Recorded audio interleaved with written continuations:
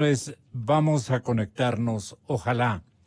Estamos notablemente retrasados, dadas las circunstancias, pero teníamos prevista una plática con Fausto Ortiz y Walter Spurrier. Este momento esto en la ciudad de Guayaquil y por línea telefónica, pero es importante que conozcan ustedes la opinión que a este momento tiene Alfredo Vergara, un economista local que ha tenido la bondad de acompañarnos en el estudio fundamental de la cadena Democracia. El domingo anterior, el gobierno tuvo que derogar el decreto 883. El déficit fiscal automáticamente volvió a subir a 1.500 millones. Un poco menos, un poco más o bastante más. Depende de las cuantificaciones que cada uno tengamos. No en mi caso. Tengamos, me refiero al plural de quienes podrían estar opinando en contados instantes. El problema es entonces cómo reducir nuevamente ese hueco, ese déficit fiscal. Para el gobierno el problema se agudiza porque su otra alternativa, esto de subir 3 puntos al impuesto al valor agregado, también quedó implícitamente descartada. Ya no tendría solución, reviviendo, digamos, esa otra opción. ¿Tiene alguna información?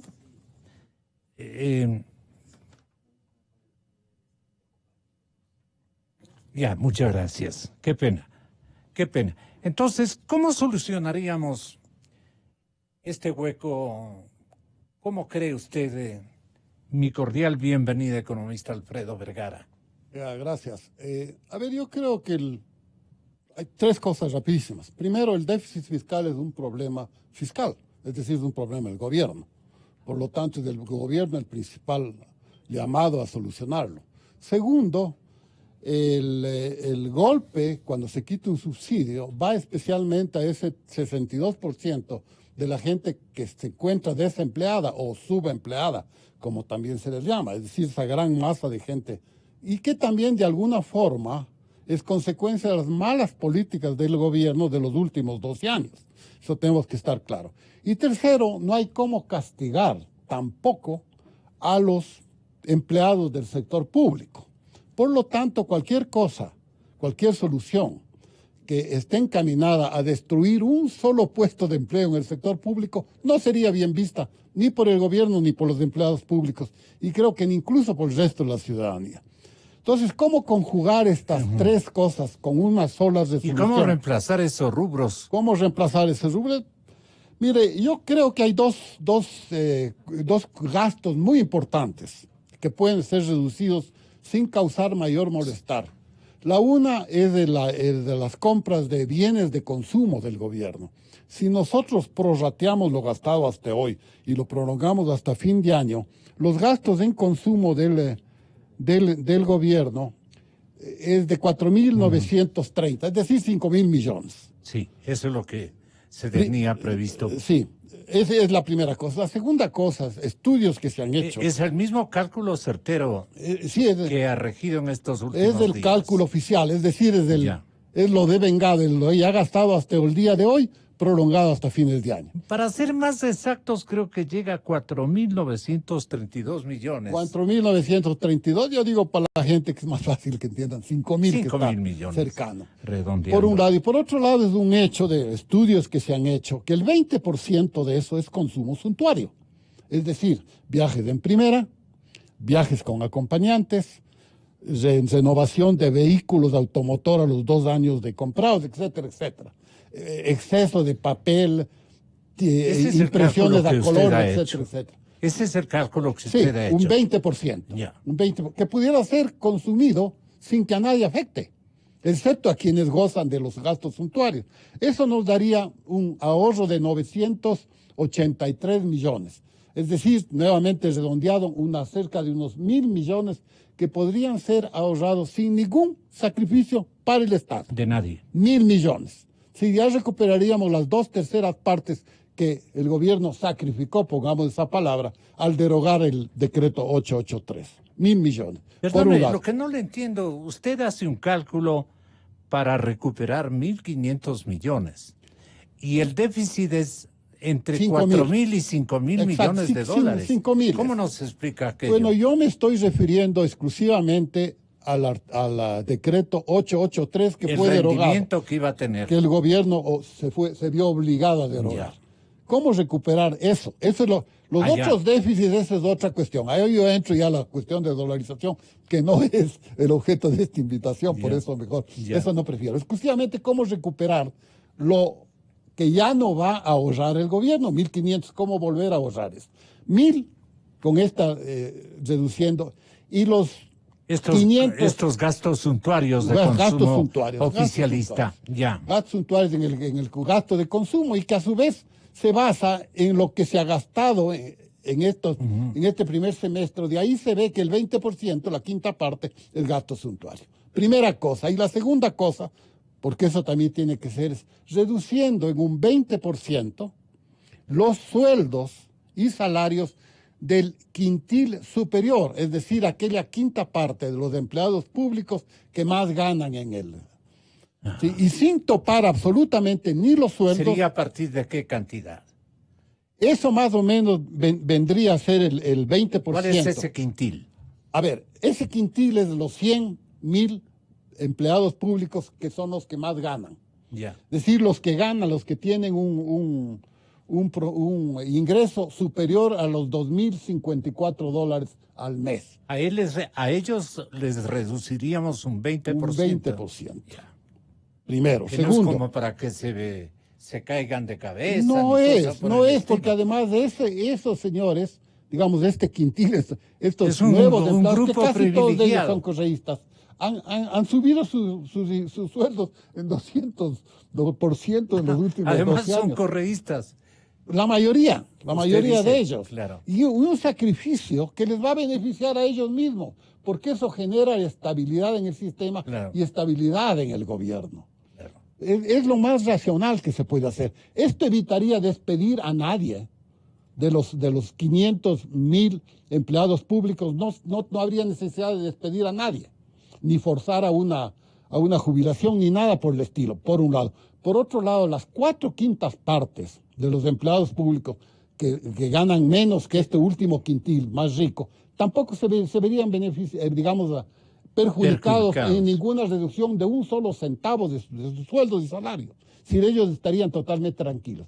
El único sacrificio que se pediría es bajar un 20%, que viene a ser unos $400 al mes, de esta gente que gana en promedio. Muchos de ellos ganan mucho más o menos $2.500 al mes. Este 20%, estos 100.000 empleados públicos que están arriba, y la mayoría puedan ingresar en los últimos años. El rendimiento sería más o menos de 1.500. De 1.500. 500 en sueldos de estos privilegiados, digamos, que tienen empleo firme. Lo demás quedaría pendiente. Y ahí no tiene ninguna idea. Lo demás, o sea, los demás no son tocados. 3.000 millones que faltarían. Claro. Con esto recuperamos casi 1.600. Lo que iba a rendir 1.500 más 100 millones. Lo que iba a rendir el decreto 883. Lo único que quedaría pendiente es el contrabando. Y esto hay que decirle, porque uno de los objetivos del decreto 883... ¿Qué planes tiene usted contra el contrabando? Mire, yo creo que el contrabando es fácilmente controlable. El gobierno tiene los mecanismos, los instrumentos para hacerlo. Por una razón, el gobierno controla la distribución de gasolina, de diésel, hablemos, que es lo más importante, a cada una de las estaciones de combustibles, a las expendidoras, las gasolineras que nosotros llamamos. Si hay alguna gasolinera que se va por encima de la media estadística, en cuanto a serviación, le paramos el carro, población y número de autos o de carros que utilizan diésel, le paramos el carro, se investiga. Si no lo quiere hacer el gobierno es porque hay intereses internos que prohíben. Ya viene ahí en plano de especulación, yo sé. Pero si el gobierno no lo hace, no lo ha hecho durante tantos años, ¿qué Allá queda por entran creer? las autoridades de ¿Qué queda por creer? Que Petroecuador, son totalmente autoridades de los Petroecuador, control los gasolineros, expendedores, Petrocomercial sobre todo. ya, Pero ¿qué queda por creer si no lo los hacen? Es tanqueros, los camioneros, todos los que... todo. Y el gobierno tiene la capacidad y el poder para controlarlo. Si no lo hace, ahí es cuando surgen las susceptibilidades. Ok. Y la última cosa, creo yo, que si el gobierno hace esto, tanto bajo en los suntuarios, bajo el 20% a las burócratas que más ganan, que han incrementado como 200% en estos últimos años sus ingresos en términos reales, y el control del contrabando, control serio, que lo puede hacer el gobierno, no tiene excusa para no hacerlo.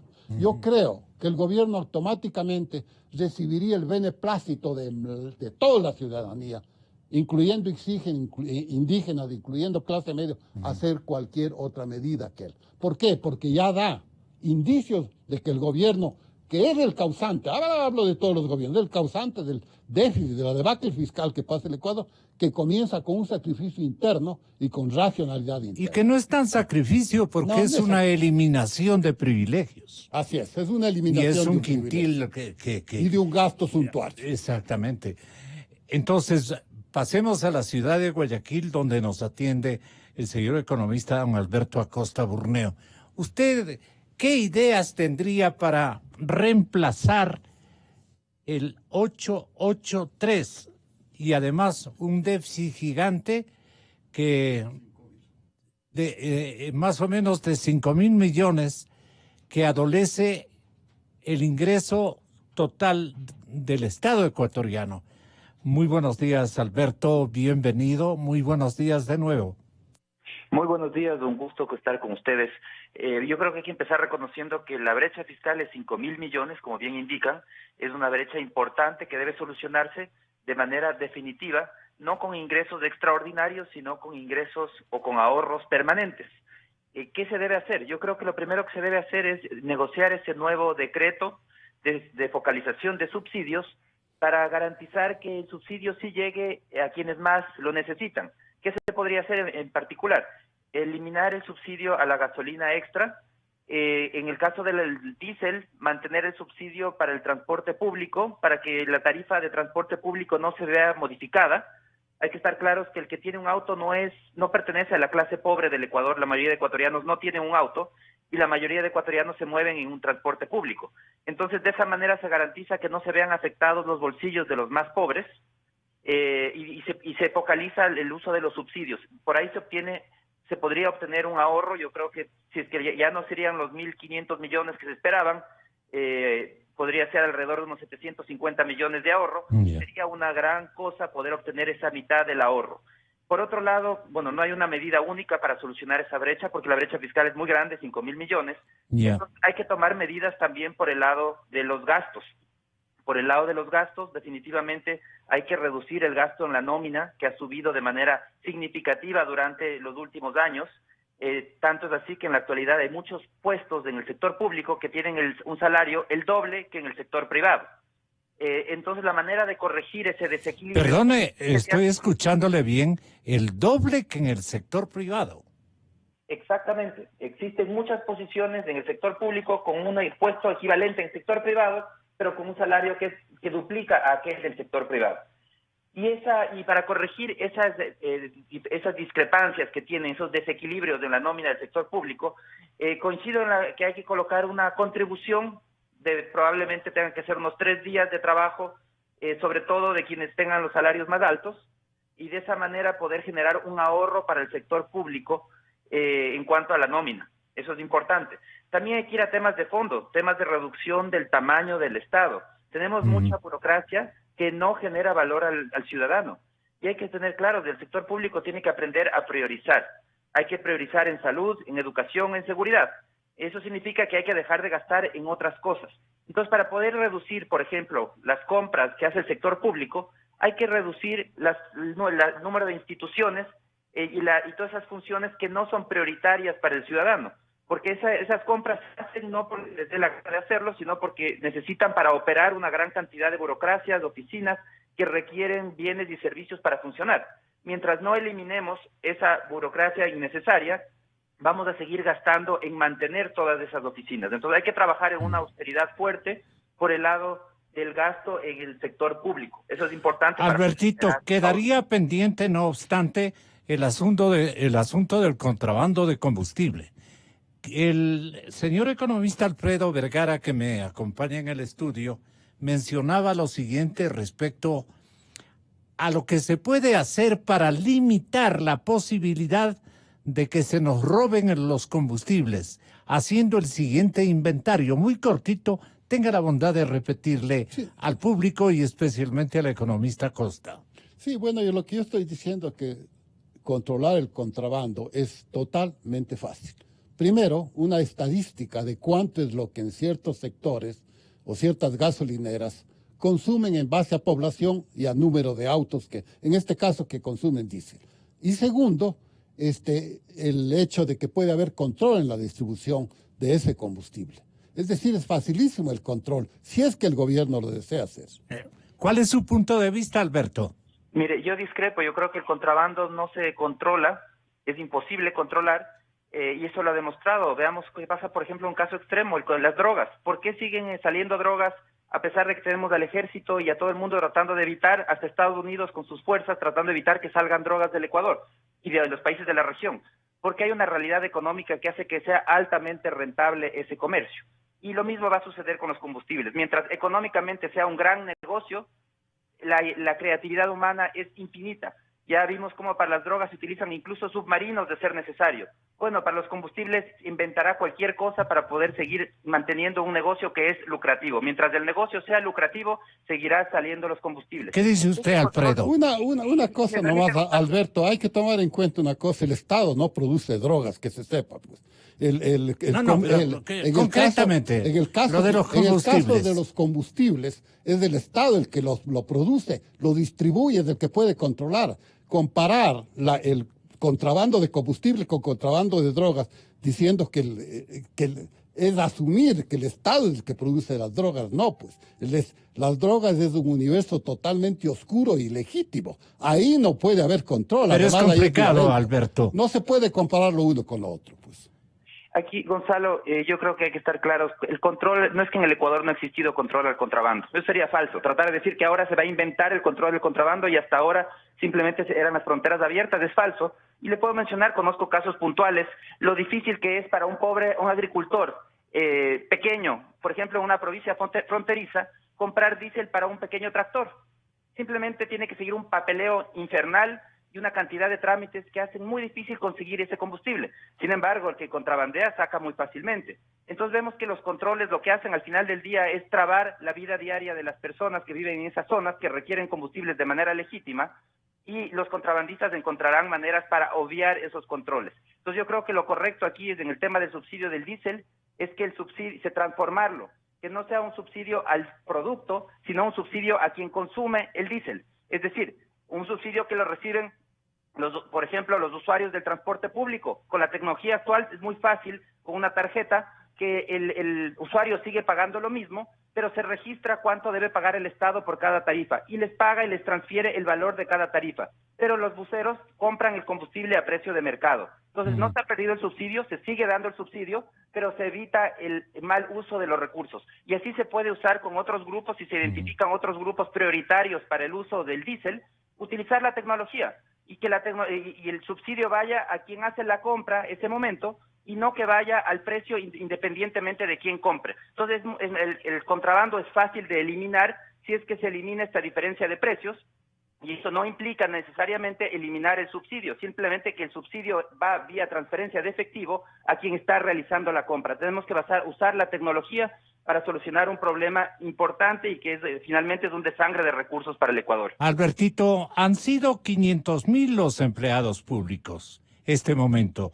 Dice Alfredo que los 100,000 empleados del quintil superior están recibiendo cerca de 3,000 millones de dólares anuales, ¿no? No, Entonces, mensuales. anuales, sí. anuales, ¿cómo va a ser mensuales? Anuales.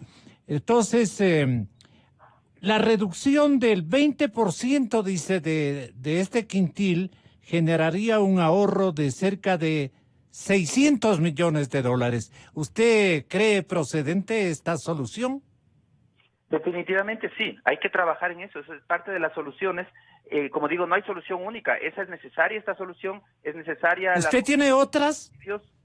Sí, hay que focalizar los subsidios, como mencionado este momento, reducir el número de instituciones del Estado para generar ahorros, reducir también la carga. El Estado tiene que vender y deshacerse de esas inversiones que le cuestan. Pensemos, por ejemplo, TAME, una empresa que ya acumula 400 millones en pérdidas, eso al final del día también son costos, entonces tiene que deshacerse de... ¿A cuántas otras TAMES deberíamos venderlas o eliminarlas? Yo creo que el Estado tiene que dejar de ser empresario y pasar a dedicarse a lo que realmente le importa al ciudadano. Necesitamos educación de calidad, salud de calidad. No necesitamos que juegue a ser empresario dedicando recursos a actividades en las que es muy poco rentable, y más bien priorice esos recursos a lo que sí realmente le interesa al ciudadano. Y por otro lado, yo creo que también hay que trabajar definitivamente en seguir optimizando el gasto público en todo el resto de cosas. O sea, el Estado tiene que hacer un análisis profundo de decir qué es para salud, para educación, y todo el resto comenzar a minimizarlo, a reducirlo. Hemos lamentablemente, durante la última década, subió el número de trámites, de permisos que hay que conseguir para producir. Somos del país de por qué hacerlo fácil cuando puede ser imposible, y todo eso al final del día requiere de una burocracia muy grande para controlar todas esas normas, esos requisitos. Eso es lo que se tiene que reducir. Ahí está la grasa del Estado que tiene que ser extraída y que hay que evaluarla seriamente, cuál es el ahorro que puede generar. Pero por ahí tiene que venir este ahorro para que sigamos poniendo en orden la economía lo más pronto posible, porque esa brecha de 5.000 millones de dólares tiene que ser cerrada lo antes posible. Habría que respetarse el sueldo mensual mínimo desde el grado 1 del sector público. Habría que respetar el sueldo mensual máximo hasta el grado 20, que más o menos nos extrae 3.600 millones de dólares. 3.600 millones de dólares. Y hay que atacar el quintil superior, que porcentualmente será del orden de 20%. un 20%, y que suma 2.480 millones. Este 20% permitiría estabilizar, digamos, a los verdaderos burócratas que son indispensables en la administración pública, y un poco dejarles, digamos, no sin puestos de trabajo, bajo ningún punto de vista, sino reducir este quintil que me parece superior. El superior, sí. ¿El que excede de qué nivel? Sí, El quintil superior. Sí, bueno, el promedio de cada uno es alrededor de $2.700 mensuales, y el máximo en teoría es $3.500 mensuales. Es decir, digamos, las autoridades, los funcionarios importantes que tienen asesores, choferes, etcétera, etcétera. De eso estamos hablando. No estamos topando ni salud, ni educación, ni seguridad. A ninguno de esos, porque el 95% de los que están en estos tres sectores ganan menos de 2.500 mensuales, es decir, lo máximo que ganan. Pero no se quitarían los sueldos los del quintil, sino que más bien lo que harían es desgarrarnos a colaboradores en términos de médicos, de educadores, de gente que tiene por hacer muchos beneficios al Ecuador social. Ahí viene el problema. ¿Quién va a escoger estas medidas o quién debería escoger estas medidas, Alberto? Bueno, eso tiene que hacer el gobierno a través de un análisis técnico. Hay que reconocer, como mencionaba hace un momento, los salarios del sector público subieron 78% desde 2007. Hemos tenido un incremento muy grande, y no solamente fueron los salarios, sino también el empleo, que subió 23% en los últimos años. Entonces yo sí creo que se puede generar un ahorro de alrededor de $1.000 millones optimizando esa masa salarial. también se puede generar un ahorro de alrededor de otros 1.000 millones con menos compras públicas, que se hablaba hace un momento, que me parece que eso es adecuado. Hay que seguir optimizando ese proceso de compras públicas, que en el pasado fue una puerta abierta para mucho desvío de fondos. Y el sector público también tiene que reducir algo de su inversión, podría generar un ahorro también de alrededor de otros 1.000 millones de menos inversión pública, incentivando a que el sector privado asuma parte de ese espacio dejado por el sector público. Entonces, de esa manera se pueden generar algunos ahorros que, sumados a la focalización de subsidios, se logra algo de la tarea. Todavía faltaría algo más por hacer, definitivamente eso no es todo, pero se logra cerrar en una magnitud importante la brecha. Hay que seguir buscando otros mecanismos para poder completar la tarea, que como digo, no hay un mecanismo único, hay que aplicar varios mecanismos para lograr cerrar la brecha. ¿Y a usted qué se le ocurre en disminución de operaciones, digamos, de gobernabilidad? Es decir, operaciones administrativas que resultan onerosas en estos tiempos. ¿Cómo reducir esos gastos, a veces superfluos, a veces de connotación diplomática o cosa por el estilo? Gastos que no es para un país en la crisis que va a quedar con esta importante reducción de ingresos por la vía de eliminar. Además, ¿qué otras ideas tiene usted para reemplazar el decreto que acaba el régimen de derogarle, la derogación del 883? ¿Qué otras ideas podrían ser convenientes, si es tan amable, Albertito? Bueno, lamentablemente ese decreto no es fácil de sustituir. Si vamos a decir no vamos a topar los combustibles, entonces lo que estamos diciendo es pongan más impuestos para sustituirlo. Hay que estar claros. Por el lado del gasto, no vamos a poder sustituir ese decreto, porque ya de por sí ese decreto solo lograba un ahorro parcial, 1.500 millones de dólares, cuando la brecha es de 5.000 millones. Entonces, todas las otras medidas que hemos discutido y con las que estoy totalmente de acuerdo, de optimizar gasto, permiten generar ahorros, pero eso es para completar el resto, no para sustituir el decreto que se ha derogado. Entonces hay que estar muy claros los ciudadanos, de aquí no hay almuerzo gratis, no es que podemos decir no queremos que nos toquen a nosotros, cóbrele al vecino. Al final del día, si es que no termina aprobándose, que sería muy irresponsable, que no termine focalizándose el subsidio a los combustibles de ninguna manera, ese sería el escenario más irresponsable que podemos tener y que los ciudadanos lo recordaremos. La alternativa tendría que ser que se aprueben más impuestos. Y yo creo que ese es el peor de los escenarios. No tenemos que, ya de por sí el Estado nos quedó muy grande, seguir cargando impuestos al ciudadano no es adecuado. Tenemos que limitar al Estado, pero entonces hay que hacer las medidas responsablemente. Y lo que necesitamos, yo creo que la salida de este momento, lo responsable, es que venga un nuevo decreto que focalice subsidios como ha indicado el presidente.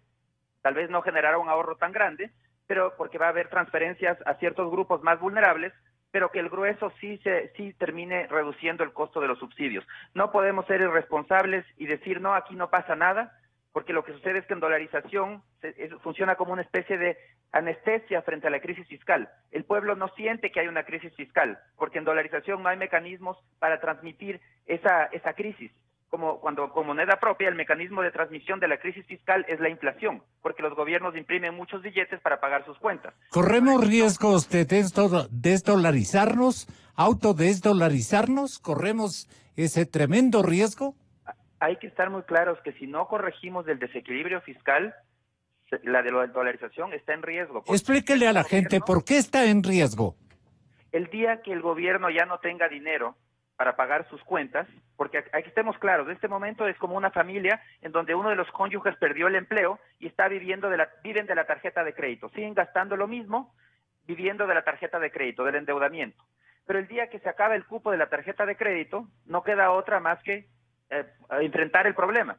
Y en el caso de un país, el día que nos dejen de prestar dinero para que sigamos gastando, el Estado cae en una cesación de pagos. ¿Qué es esto? Que no tiene plata para pagar médicos, profesores, sueldos, no puede pagar proveedores, no puede pagar acreedores. Y en ese momento, el gobierno que le toque puede caer en la tentación de querer solucionar el problema pagando con patacones, como ya lo hizo la Argentina, con bonos, pagando con papelitos, con billetes de la nueva moneda, y de esa manera querer pagar sus abultadas cuentas que nunca quiso solucionar a tiempo. Y esa es la salida de la dolarización. Ese es el escenario que debemos evitar. Claro, todo gobierno, ya ese era el gran sueño de Rafael Correa en su momento y siempre lo mencionó, los gobiernos, sobre todo los gastadores, adoran tener una moneda propia, porque tienen un mecanismo, una herramienta oculta que se llama el impuesto inflación. Cuando gastan mucho, imprimen papelitos y terminan creando un impuesto, que es la inflación, sin necesidad de pedir autorización a la Asamblea. Es un impuesto que lo crean ellos solitos imprimiendo billetes. Y ese es el riesgo que existe, que se quiera financiar el gasto imprimiendo papelitos. Ese escenario debemos evitar. Y la única manera de evitarlo es siendo responsables. Es posible hacerlo, lo podemos hacer y yo creo que lo vamos a hacer, pero solamente si los ciudadanos entendemos que necesitamos poner en orden las cuentas fiscales.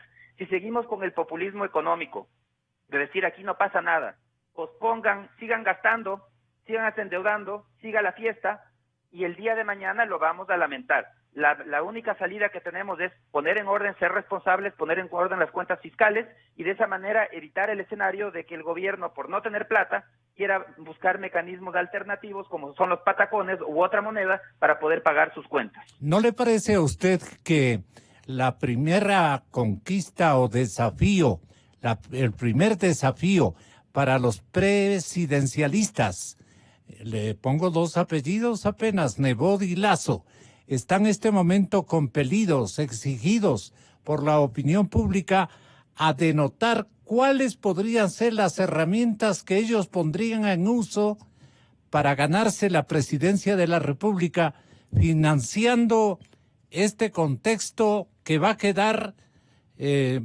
con desafíos gigantescos para todos los ecuatorianos y especialmente para los que aspiran la primera dignidad nacional? Alberto.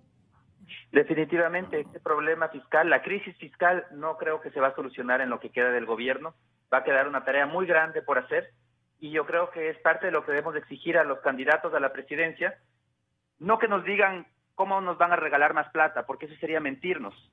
Tienen que decirnos cómo van a poner en orden la crisis fiscal y garantizarnos que sí van a poner en orden la crisis fiscal y que no van a seguir pateando el problema, como está haciendo desde 2014, que siguen pateando un problema, una bola de nieve que sigue creciendo y que eventualmente nos puede terminar aplastando a todos. Necesitamos candidatos responsables que entiendan el momento histórico que estamos viviendo y que es un momento en el que hay que poner en orden y acabar con una crisis fiscal y el pueblo ecuatoriano les agradecerá eventualmente, tal vez en el corto plazo no lo entienda, pero en el mediano y largo plazo veremos para atrás y recordaremos quienes sí pusieron en orden la crisis fiscal, quienes nos salvaron de desequilibrios mayores, porque al final del día el bienestar, no hay que buscar solo el bienestar de corto plazo, hay que buscar la sostenibilidad. Eso es lo único que permite crear bienestar en la población, generar riqueza y la riqueza se genera vía inversión y más producción y eso genera al final del día más trabajo. Ese es el escenario que tenemos que buscar solucionando la crisis fiscal con responsabilidad. Recibe el aplauso del público, señor economista, muchas gracias. Muy amable. Muy buenos días, Alfredo.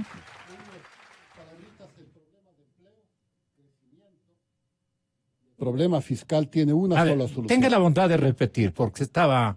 Digo yo, con su pregunta, el problema fiscal, el problema de empleo y el problema del crecimiento del PIB, que son las tres grandes crisis de nuestro país, tiene una solución: fortalecer la dolarización. Y para fortalecer la dolarización, el único camino es permitiendo que la banca extranjera retorne al país a competir en igualdad de condiciones con la banca nacional. Esa es una tesis y eso suya. Queda para el próximo gobierno. Ya, ok. Muchísimas gracias a los dos, señoras y señores. Hasta mañana.